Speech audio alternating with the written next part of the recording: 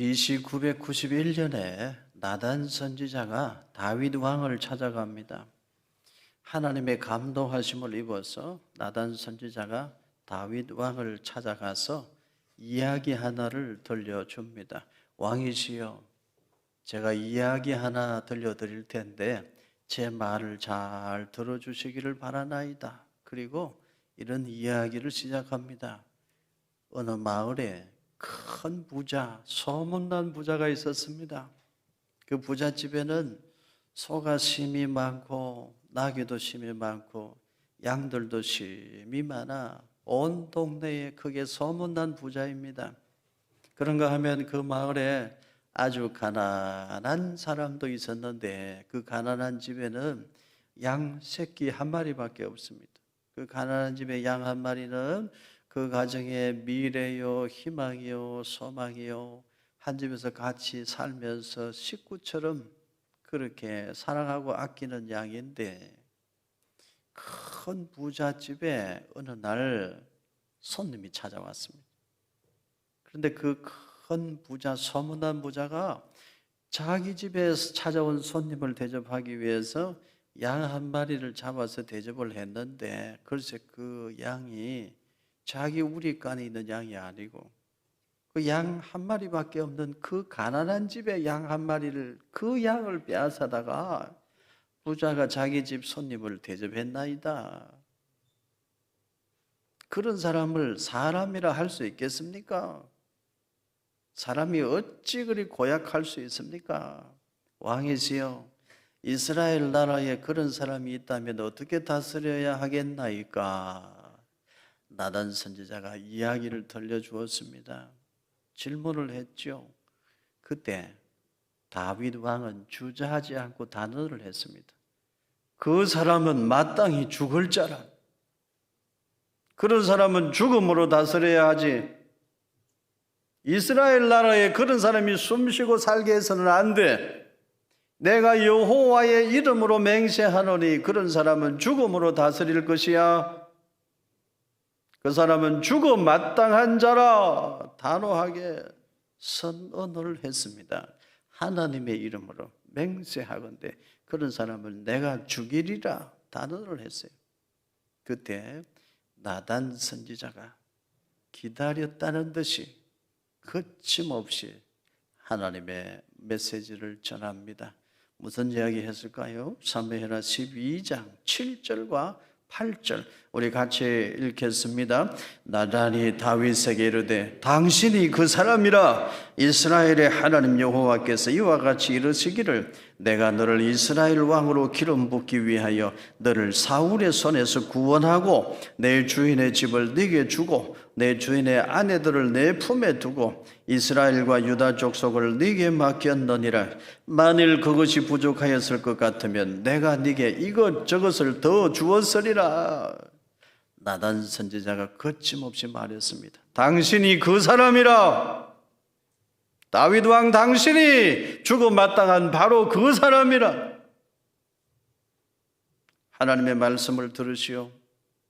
하나님께서 다윗 왕 당신을 사울의 손에서 건져내어 이스라엘의 주권자로 세우시고 당신에게 이스라엘 땅의 온갖 귀한 것들을 다 맡겨주어서 다윗 왕 당신에게는 부족함이 전혀 없는데 어찌하여 당신의 충성스러운 신하의 아내 바세바를 취하고 그 충성스러운 신하는 전쟁터 앞에 내세워서 죽게 만들고 그리고도 모자라서 그 죄를 덮으려고 온갖 거짓말을 하고 교묘히 행하였으니 당신이 그 사람이라. 다른 사람이 아니요 다윗 왕 당신이 마땅히 죽어야 할 바로 그 사람이요. 나단 선지자는 거침이 없었어요. 하나님의 감동하심을 힘입어 하나님의 메시지를 다윗 왕 앞에 그대로 선포했어요. 당신이 그 사람이라. 죽음 마땅한 사람은 다른 사람 아니요 바로 당신이라. 당신은 소문난 부자요 소문난 권력자요 이스라엘의 왕이 아닙니까? 당신에게 부족한 것이 뭐가 있습니까? 충신 우리아는 아내 하나밖에 없는데 그 바세바를 취하고 그 충성스러운 신하는 전쟁터 앞에 내세워서 죽게 만들고 온갖 교묘한 말로 죄를 덮으려 했으니 이스라엘 땅에서 없어져야 할 사람은 바로 당신이요. 당신이 그 사람이라. 나단 선지자는 거침없이 다윗에게 하나님의 메시지를 전했어요. 그 이야기를 듣고서 다윗은 얼굴이 붉어졌습니다. 너무너무 부끄러워서 뜨거운 눈물을 흘렸습니다. 회개하고 통회하며 자복했습니다. 침상이 눈물로 젖을 정도로 그렇게 뜨거운 눈물을 흘리며 회개했어요. 회개하고 통회하니까 하나님이 다시 기회를 주셨지만 성도 여러분, 이것을 기억하십시다. 아무리 빨리 해도 늦은 것이 있으니 그게 후회라는 것입니다. 후회는 1등으로 빨리 해도 늦어요. 아주 모범적으로 최선을 다하여 빨리 해도 후회한다는 건 이미 늦었다는 것입니다. 회개하면 하나님이 다시 용서하사 기회를 주시지만 죄 지으며 보내버린 내 인생의 시간은 돌아오지 않습니다. 마음껏 죄 짓고 나중에 회개하면 되지, 그건 올바른 신앙이 아닙니다. 하나님을 우롱하는 처사입니다. 후회는 아무리 빨리 해도 늦어요. 그래서 여러분, 우리는 후회할 일이 없도록 늘 깨어 건신하여 기도하며 살아야 될 줄로 믿습니다. 그동안 우리는 다윗 왕에 대해서 좋은 이야기들만 들었어요. 다윗, 용맹한 믿음의 사람, 하나님을 사랑했던 사람, 기름 부음 받고 하나님 마음에 합한 사람이라 인정을 받은 사람, 법궤를 모시고 올 때 너무 기뻐 하나님 사랑하는 마음으로 덩실덩실 춤을 추었던 사람, 사울왕 원수가 죽었을 때에도 활노래를 부르면서 슬픈 노래로 위로하고 그 사울왕의 장점만 드러내어 칭송했던 덕스러운 사람, 인격이 훌륭한 사람 다윗의 이야기를 들었어요. 그런데 여러분, 오늘 우리는 그 다윗도 별 수 없는 인간이었다는 사실을 말씀 통해 직면하게 됩니다. 인간의 본성은 어쩔 수 없습니다. 다윗 왕이 그러했다면 오늘 우리는 더 별 수 없는 인간입니다. 그래서 모든 인생에 하나님의 은혜를 빼고 나면 남는 것이 없어요. 어느 누구라도 하나님의 은혜 빼고 나면 남는 것이 없다. 이것을 여러분 잊지 말고 기억해야 됩니다. 다윗도 별 수 없는 인간이었습니다. 다윗도 연약한 인간에 불과했어요. 다윗이 참 멋진 사람이었지만 다윗도 죄짓고 나쁜 쪽으로 빠져들 때는 한없이 추하고 악한 사람으로 변질되고 말았어요. 다윗도 연약한 인간, 별 수 없는 인간이었다면 오늘 저와 여러분들은 말할 것이 없겠죠. 그래서 우리가 영원토록 사모해야 될 것이 있으니 그것은 바로 하나님의 은혜인 줄로 믿습니다. 하나님의 은혜 없으면 아무것도 아니에요. 다윗이 어릴 때 하나님께 기름 부음을 받은 것도 하나님 은혜입니다.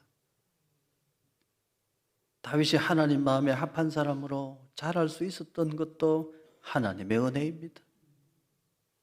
다윗이 광야에서 하나님을 찬송하며 목동의 삶을 살 때에도 하나님을 경외하며 살았던 것, 그것도 하나님의 은혜예요.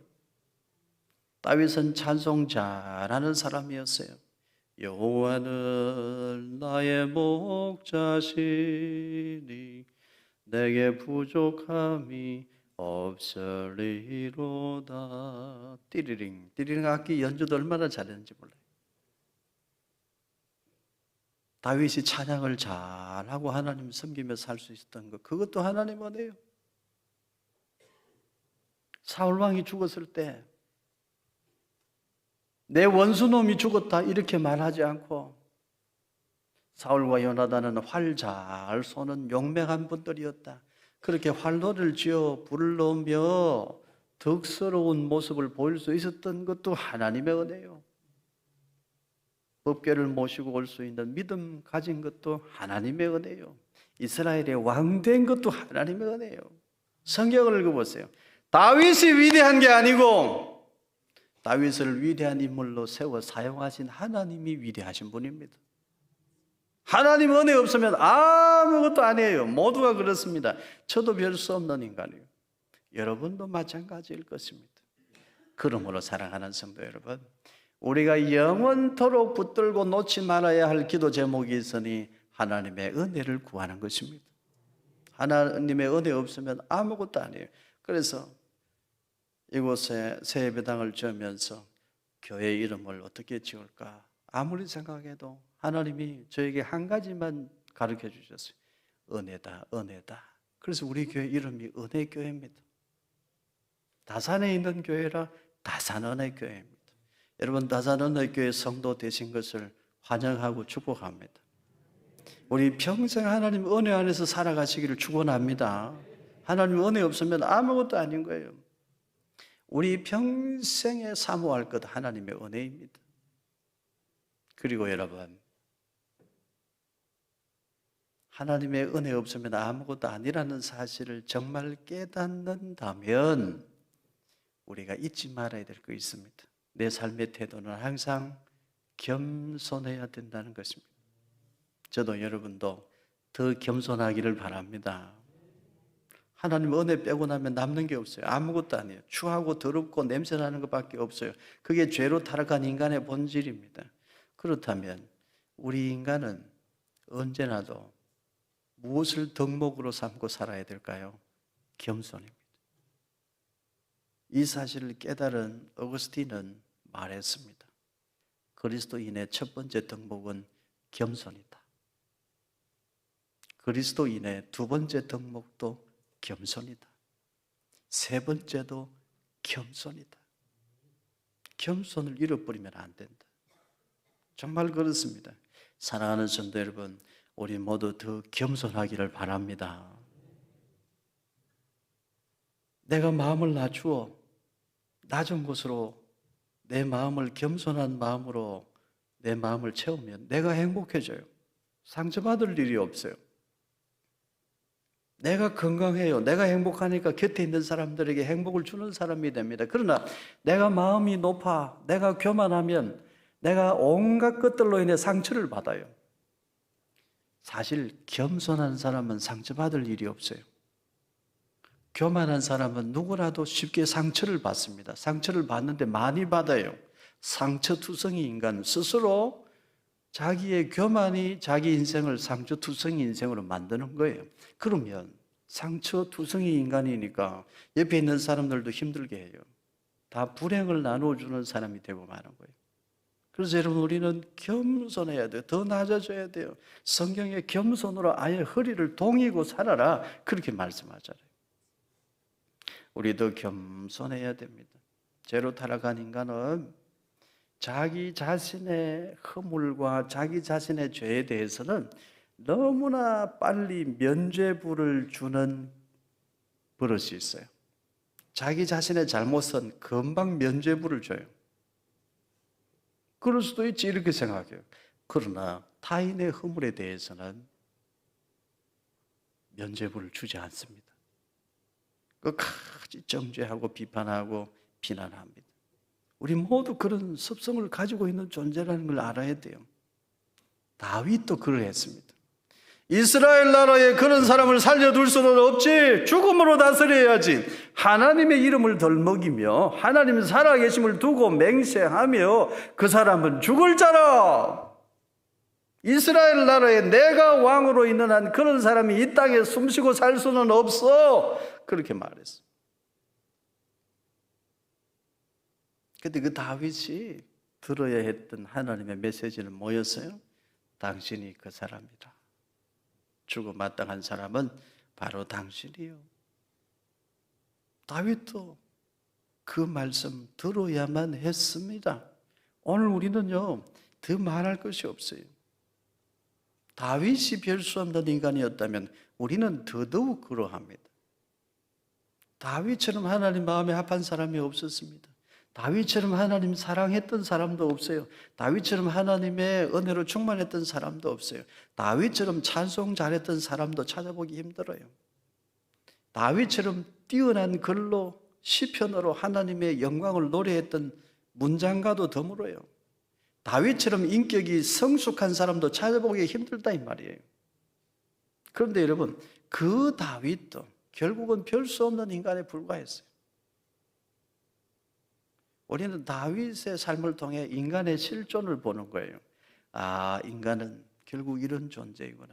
다윗에게서도 하나님 은혜 빼고 나면 추하고 더럽고 냄새나는 것밖에 없다면 우리 인간은 그야말로 하나님 앞에 무릎 꿇어야 살 수 있는 존재이구나. 이것을 깨닫는 거예요. 그리고 인간의 태도는 언제나 겸손해야 된다. 이것을 깨닫는다 이 말이에요. 사무엘하 12장 9절입니다. 우리 같이 읽겠습니다. 그러한데 어찌하여 네가 여호와의 말씀을 업신여기고 나 보기에 악을 행하였느냐? 네가 칼로 헷사람 우리아를 치되 암몬 자손의 칼로 죽이고 그의 아내를 빼앗아 네 아내로 삼았도다. 내가 너를 사울 왕의 손에서 건져주지 않았느냐? 내가 너를 이스라엘의 왕으로 세우지 아니하였느냐? 이스라엘의 온갖 귀한 것들 너의 손에 다 맡겨주지 아니하였느냐? 그러한데 어찌하여 나 여호와 보기에 악을 행하였느냐? 악을 행하고도 숨기려 하였느냐? 하나님의 책망을 받았어요. 다윗이 그런 사람이었다면 여러분, 우리는 더 말할 것이 없어요. 그래서 우리는 더 겸손해야 돼요. 마음의 생각이 겸손해져야 돼요. 그리고 여러분, 우리의 눈빛이 겸손해져야 돼요. 이웃을 바라보는 우리의 눈빛이 낮아져야 돼요. 세상을 바라보는 우리의 시선을 좀 낮춰야 돼요. 그래서 우리 입술의 말이 겸손해져야 됩니다. 내 마음을 낮추면 내가 편안해져요. 내가 행복해져요. 그게 주님과 함께 동행하면서 하는 길이 있다는 것을 잊지 말아야 되겠습니다. 이전에는 교회에서 수련회를 가면 이런 친구들이 있었어요. 일찍 불 끄고 자는 척 합니다. 그리고 다른 친구들이 다 잠들면 그때 친구 둘이 셋이 꼭 일어나서 행동 개시하는 친구들이 꼭 있었거든요. 손에 매직펜을 들고서 잠자는 친구 얼굴에다가 적어요. 나는 바보 이렇게 적어요. 꼭 수련회 때만 아주 신나는 친구들이 있어요. 일찍 자는 척 하고 있다가 친구들이 다 잠들면 몰래 일어나가서 매직펜 들고 나는 바보 여기저기 막 다 적고 다녀요. 그리고 아침에 일어나면 박수 치면서 깔깔깔깔 웃지요. 그런데 여러분, 그 사람은 몰라요. 자기 얼굴에 나는 바보 적어놓고 그래서 그거 보고 친구들이 웃어대는데도 자기는 모르는 거예요. 왜 웃는지를 몰라요. 거울을 보기 전에는 모르는 거예요. 여러분, 사람의 눈이 몇 개입니까? 2개잖아요. 사람의 눈이 2개인데도 사람은 자기 얼굴을 못 봅니다. 여러분, 이거 알고 계셨어요? 사람은 눈이 2개예요. 근데 사람은 자기 뒷꼭지를 못 봐요. 거울의 도움을 받아야 볼 수 있죠. 눈이 2개인데도 사람은 자기 뒷모습을 못 봅니다. 이거 알아야 돼요. 그래서 여러분, 내가 본 것이 전부가 아니라는 것을 알아야 됩니다. 사람은 귀가 2개가 있어요. 그런데도 잘못 들어요. 내가 들은 것이 전부가 아니라는 것을 알아야 됩니다. 내 눈으로 보았어. 아닙니다. 다 본 거 아니에요. 내가 귀로 분명히 들었는데 아닙니다. 내가 못 들은 거 있어요. 내가 잘못 들었을 수도 있습니다. 그래서 우리 겸손해야 돼요. 그래서 누군가를 비난하고 누군가를 판단하고 누군가를 정죄하는 것은 보류할 줄 알아야 돼요. 비난하고 판단하는 것은 보류할 줄 알아야 돼요. 그러면 여러분, 무엇은 빨리 해야 될까요? 예수님께서 말씀하셨습니다. 누가복음 6장 37절입니다. 같이 읽으십시다. 비판하지 말라. 그리하면 너희가 비판을 받지 않을 것이요. 정죄하지 말라. 그리하면 너희가 정죄를 받지 않을 것이요. 용서하라. 그리하면 너희가 용서를 받을 것이요. 뭐 하지 말라고 하셨어요? 비판하지 말라. 정죄하지 말라. 대신에 무엇은 빨리 하라고 하셨습니까? 용서하라. 여러분, 우리 예수님 말씀대로 살기를 축복합니다. 내가 누군가를 비난하고 비판해요. 내 손가락 세 개는 나를 가리켜요. 내가 다른 사람 비난할 때 내 손가락 세 개는 너나 잘해라. 네가 문제다. 너부터 고쳐라. 이렇게 말한다고요. 내가 누구를 비난하고 정죄할 때 손가락 세 개는 나를 비난하고요. 그리고 그 사람을 지으시고 나를 지으신 위에 계신 하나님을 비난하는 거예요. 그래서 말씀했어요. 예수님께서 비판하지 말라. 정죄하지 말라. 다만 뭐 하라? 용서하라 말씀했어요. 우리는 타인을 비판하고 정죄하는 것을 보류할 줄 알아야 됩니다. 그것이 세상에서 소금이 되고 빛이 되는 그리스도인의 삶이에요. 남편을 판단하기 전에 아내는 자기 자신을 더 판단해야 돼요. 아내를 판단하기 전에 남편은 자기 자신을 더 봐야 돼요. 그래서 당신이 나한테 잘해준 게 뭐 있어? 이런 말을 하면 안 됩니다. 무슨 말을 해야 될까요? 내가 당신에게 잘해준 게 없어서 미안해. 그렇게 해야죠. 그러면 모두 행복해지는 거예요. 당신이 나한테 해준 게 뭐가 있어? 그러면 서로 불행해요. 상처 줘요. 마음을 좀 낮추세요. 내가 당신한테 제대로 해준 게 없네. 미안해요. 서로가 행복해요. 비판하지 말라, 정죄하지 말라, 용서하라. 우리 가까이 곁에 있는 사람들에게 이 말씀을 먼저 적용해야 돼. 우리는 비판하고 정죄하는 것을 보류할 수 있는 지혜가 있기를 바랍니다. 이 세상 굴러가는 거 보면요, 화가 날 때가 있잖아요. 그래도 그리스도인은 비판하고 정죄하는 것은 보류하고 먼저 뭐 해야 될까요? 기도하고 하나님의 은혜를 구해야 될 줄로 믿습니다. 교회에서도 마찬가지요. 저도 여러분도 당신이 그 사람이라 이 말씀 늘 마음에 새기고 신앙생활을 했으면 좋겠습니다. 제가 목회하면서 보면요, 교회에서 봉사 충성하시는 분들 참 많거든요. 제 마음에 생각해요. 저분은 나보다 믿음이 좋다. 저분은 나보다 인격이 더 훌륭한 성도다. 제가 정말 마음에 그런 생각이 드는 분들이 있습니다. 어제 토요일 오전에도 저도 여기서 잠시 청소를 해봤는데 쉽지 않더라고요. 토요일마다 와서 봉사하시는 분들 계셔요. 토요일마다 와서 또 여러분 점심 식사 준비하시는 분들 계시거든요. 그런 분들 특징이 있어요. 교회를 위해서 정말 충성 봉사하시는 분들에게는 특징이 있습니다. 공통된 특징이 있어요. 그분들에게는 불평이 없어요. 정말입니다. 정말 교회를 사랑하고 충성 봉사하시는 분들에게는 특징이 있는데 제가 보니까 불평이 없더라고요. 그분들은 오히려 이렇게 생각해요. 열심히 충성 봉사하시는 분들은 항상 이렇게 생각합니다. 아직도 부족하다. 내가 하나님께 받은 은혜가 얼마나 큰데 나는 아직도 부족하다. 이렇게 생각해요. 그런데 교회 와서 봉사하고 섬기고 이런 기회를 갖지 못하신 분들, 봉사하고 섬기는 것도 쉽지 않다는 것을 알지 못하는 분들, 의무는 생각할 줄 모르고 권리만 생각하는 사람들, 그분들에게는 특징이 있는데 말이 조급해요. 거침없이 불평이 나옵니다. 그런데 정말 충성 봉사해 본 사람들에게는 불평이 없어요. 모두를 만족시키는 일은 없다는 것을 알기 때문에 그렇죠. 봉사하는 것이 쉽지 않다는 걸 알기 때문에 그렇습니다. 그래서 여러분, 우리는 비판하고 판단하고 정죄하는 것은 어떻게 해야 된다고요? 보류해야 돼요. 뭘 먼저 해야 돼요? 용서하고 격려하고 축복하는 것은 빨리 해야 돼요. 여러분, 올 한 해 비판하고 정죄하는 것은 보류하는 그 마음으로 살기를 바랍니다. 옆에 있는 사람들 판단, 평가, 보류하십시오. 인간은 원래 연약한 존재예요. 너도 나도 별 수 없는 존재라 이 말이에요. 다윗도 그러했습니다. 오늘 우리에게 필요한 것은 뭡니까? 하나님의 은혜예요. 그리고 우리 모두 서로에게 필요한 것은 뭡니까?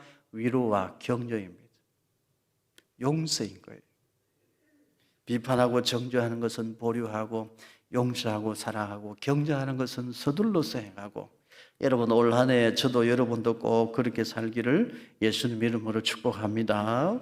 누가복음 6장 41절에 말씀합니다. 어찌하여 형제의 눈 속에 있는 티는 보고 내 눈 속에 있는 들보는 깨닫지 못하느냐.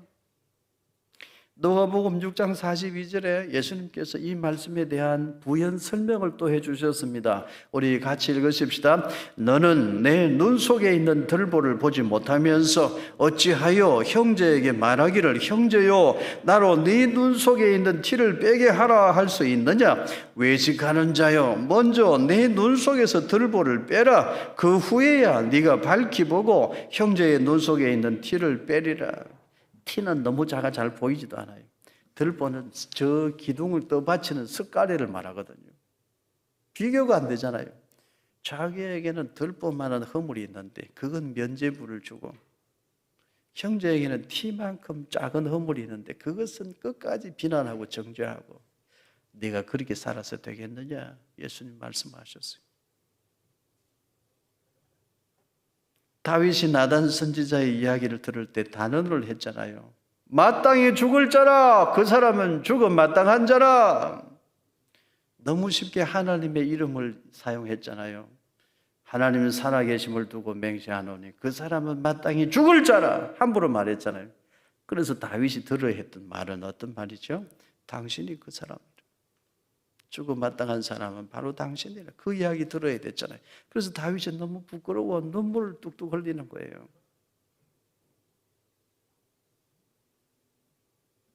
다윗이 들어야 했던 말은 비참하고 부끄러운 말이었어요. 당신이 그 사람이라.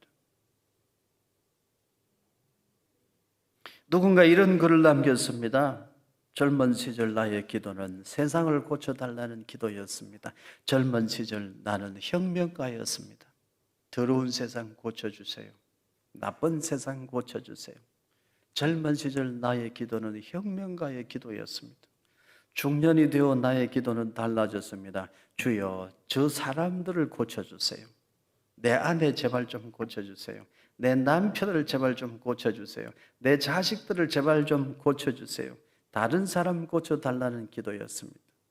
내 나이 노년이 되어 이제 하나님 앞으로 갈 날을 기다릴 때에 이르러서야 비로소 나의 기도는 온전한 기도로 변했습니다.